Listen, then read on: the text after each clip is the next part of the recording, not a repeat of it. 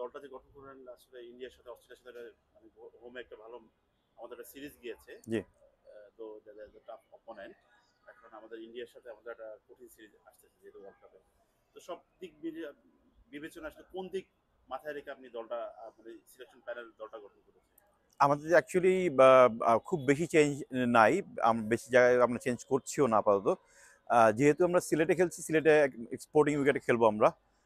আমার মনে হয় পেস বোলিংটা একটু হেল্প করবে, এই জন্য আমরা আমরা এক্সট্রা একটা পেস বোলার নিয়েছি। আর একটা সবচেয়ে সুখবর যেটা হচ্ছে আমাদের আমাদের ওপেনিং ব্যাটসম্যান যে backup wicket keeper also Rubya Haider Jhilik, ও ইঞ্জুরি থেকে ব্যাক করেছে। সো ও আসছে লিসার জায়গায়। আচ্ছা। আর সর্বশেষ অস্ট্রেলিয়ার সাথে যে টি-টোয়েন্টি ম্যাচ ছিল ৩টা, জি। যেহেতু ইন্ডিয়ার সাথে আমাদের ৫টা টি-টোয়েন্টি ম্যাচ, এখানে আসলে চেঞ্জেস গুলো কি কি? চেঞ্জ হলো আমরা একটা পেস বোলার বাড়তি নিয়েছি ইনস্টেড অফ এক ব্যাটসম্যানের জায়গায়।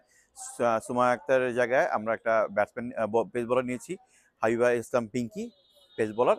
আর হলো যে আমাদের ব্যাকআপ উইকেট কিপার ছিল লিসা আক্তার, তার জায়গায় আমরা রুবা হায়দার ঝিলিককে নিয়েছি। ঝিলিক শিপন ভাই অনেকদিন পর চেঞ্জ ব্যাক গুলো করেছে। কেন?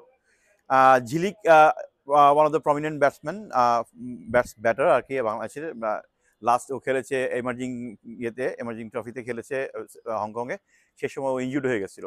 তো ইটস এ লং প্রসেস, অনেক দিন পরে আবার ইনজুরি ফ্রি হয়ে ব্যাক করেছে টিমে। She is automatic choice for us for নাও।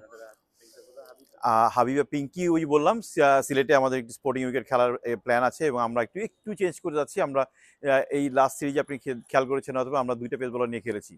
মারুফা খেলেছে, অ্যাট দ্য সেম টাইম তৃষ্ণাও খেলেছে। সো আমরা একটা ব্যাকআপ পেস বোলার নিচ্ছি। আমরা আমরা হয়তো আমরা ওই ফরমেশনে যাব, দুইটা করে পেস বোলার খেলবে হয়তো বা কয়েকটা ম্যাচ। শিপন ভাই, ঘরের মাঠে আমাদের ওয়ার্ল্ড কাপ অপেক্ষায় আছে। হ্যাঁ, সেখানে আমাদের ইন্ডিয়ার বিপক্ষে এই সিরিজটা আমাদের জন্য কতটুকু ইম্পর্টেন্ট? আমার মনে হয় আমাদের জন্য খুবই ইম্পর্টেন্ট, বিকজ আমাদের ব্যাটসম্যানরা কিছুদিন একটু স্ট্রাগল করছে রানের এগেন্সে। আমার মনে হয় এখানে যদি আমরা রান করতে পারি ভালো মতন, ভালো রান করতে পারলে, বোলিংটা আমরা একটু একটু টাইট বোলিং করতে পারলে আমাদের আমাদের একটা ভালো একটা ইউনিট হিসেবে তারা আমাদের কনফিডেন্সটা ব্যাক করবে, যেটা আমরা লুজ করেছি অস্ট্রেলিয়ার এগেন্সে। বিকজ তারা আসলে একটু এক্সট্রাঅর্ডিনারি টিম, স্ট্রং টিম। আমরা আসলে কোনোভাবেই ওদের সাথে আমরা কম্পিট করতে পারিনি। বাট আশা আছে ইন্ডিয়ার সাথে আমরা ভালো কম্পিট করবো 5টা ম্যাচের সিরিজ ইনশাল্লাহ।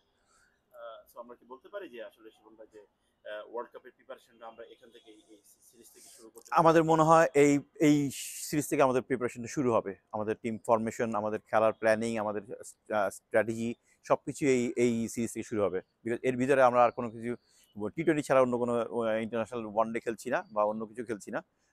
তো আমাদের প্ল্যানটা এখান থেকে শুরু হচ্ছে। তাহলে আমরা কি বলতে পারি যে এটা আমাদের অলমোস্ট ওয়ার্ল্ড কাপ টিম? আমার আপাতত এইটা বলা যাচ্ছে না, বিকজ আমাদের খেলা আছে আরো কিছু। এর ভিতর পরে এশিয়া কাপ আছে, তারপরে আদের হোমে একটা একটা সিরিজ খেলার প্ল্যান আছে একটা আরেকটা টিমের সাথে। সেটা যদি আর ফাইনাল হয় তাহলে খেলবো।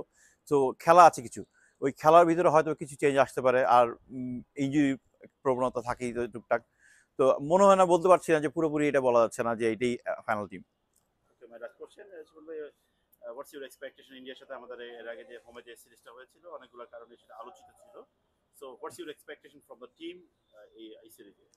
আলোচিত যেসব ব্যাপারগুলো ছিল আমরা ওগুলো পিছিয়ে ফেলে চলে এসেছি। আমাদের মনে হয় না এটা আমাদের লুক ব্যাক করার কোনো কারণ আছে।